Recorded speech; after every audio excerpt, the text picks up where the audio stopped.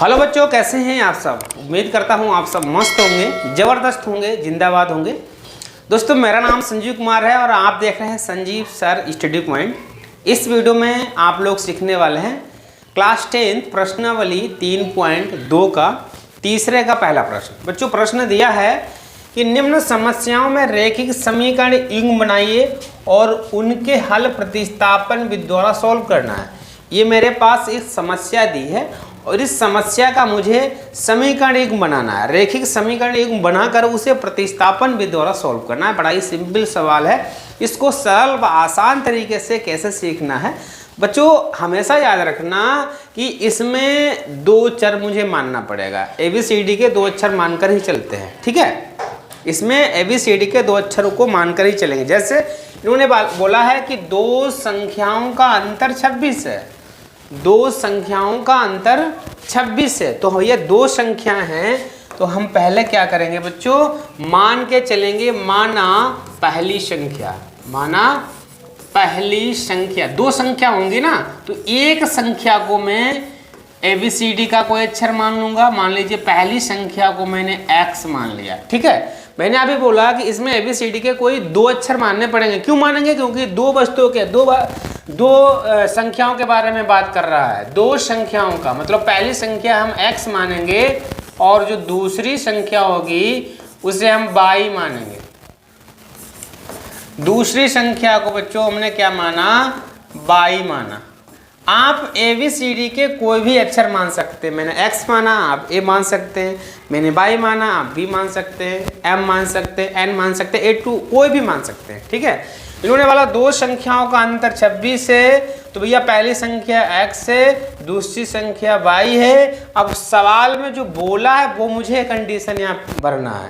कह रहा है दो संख्याओं का अंतर। पहली संख्या मेरे पास X है, दूसरी संख्या बच्चों कौन सी है? Y है। अंतर माने होता है घटाना। पहली संख्या में से दूसरी संख्या को घटा दीजिए, इसका मतलब दो संख्याओं का अंतर हो जाएगा। बराबर कितना होता है? 26 है। इसमें इन्होंने बोला कि दोनों संख्याओं का अंतर 26 है।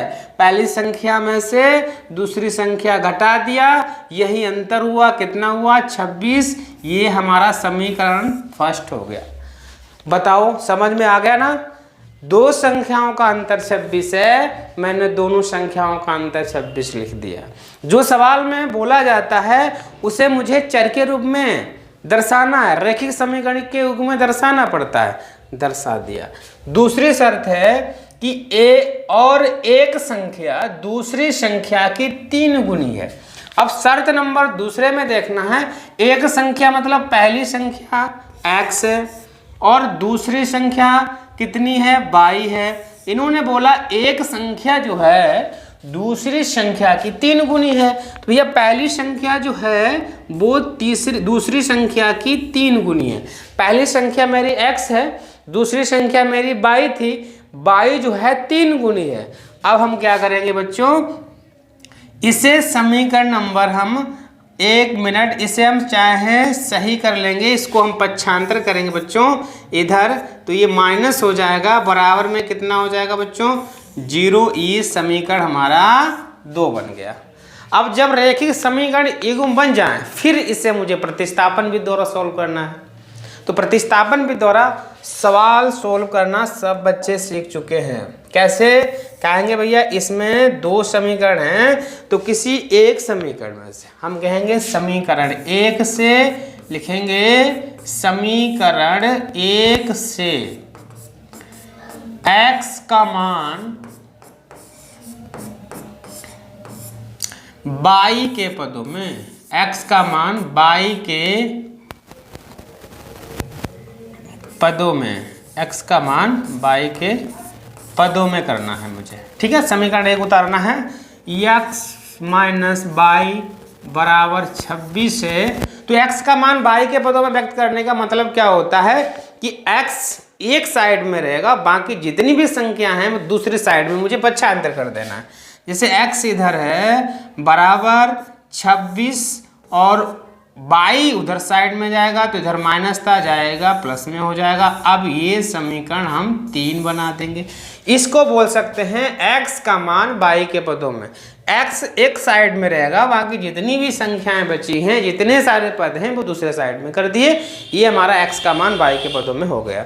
अब ये मान समीकरण 1 से समीकरण 3 बनाया है, इसलिए जो x का मान बच्चों है, x का मान बच्चों है कहाँ रखेंगे, x का मान कहाँ रखें बच्चों, समीकरण 2 में रखना है, समीकरण 2 में, समझे। समीकरण 2 मेरे पास था x माइनस 3y बराबर 0। जहाँ पर x लिखा है वहाँ 26 प्लस y करना है, तो मैंने x के जगह पर 26 प्लस y कर दिया बच्चों। माइनस का 3y है बराबर में 0 है। जो मान मुझे पुट करना था, जो भरना था x के जगह पर, वो भर दिया।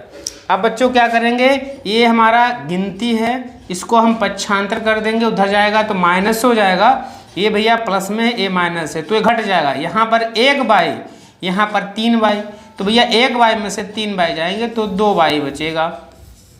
अब बताओ y बड़ी है कि 3y बड़ी है, कहेंगे भाई 3y, जो बड़ी होती उसी का चिन्ह लगा देना है। बराबर में माइनस का 26 हो जाएगा, माइनस से माइनस कट जाएगा, y बराबर 26/2 हो जाएगा बच्चों। 26/2 कितना हो जाएगा बच्चों, 13। y का मान कितना आ गया, 13 आ गया, ठीक है। अब जो y का मान आया है हमारा, y बराबर 13 आया है, ठीक है। हमारी एक संख्या का मान निकल के आ गया। अब ये मान समीकरण 1 में रखो, चाहे समीकरण 2 में या 3 में रख दे, हमारा x का मान निकल के आ जाएगा। कहेंगे y का मान समीकरण 3 में रखने पर, समीकरण 3 में रखने पर बच्चों, समीकरण 3 में रख देंगे हम। समीकरण 3 है x बराबर 26 प्लस y, और x बराबर जहाँ y दिया है वहाँ मैंने 13 रख दिया। x बराबर क्या होगा, 6 और 3 9, 2 1 3, तो x का मान हमारा 39 निकल के आ गया। मुझे क्या पूछ रहा था, उन संख्याओं को मुझे ज्ञात करना था। तो भैया पहली संख्या को मैंने क्या माना था, x, तो x का मान कितना आया, 39। तो बच्चों पहली संख्या हमारी कितनी है, कहेंगे पहली जो संख्या है बच्चों, पहली संख्या है बच्चों वो 39 हो जाएगी। और दूसरी संख्या है, दूसरी संख्या हमारी y मानी थी, तो दूसरी संख्या का मान बच्चों कितना आया था, 13, तो दूसरी संख्या हमारी 13 आ जाएगी। अब इस तरीके से ये हमारा सवाल जो है सॉल्व हो गया।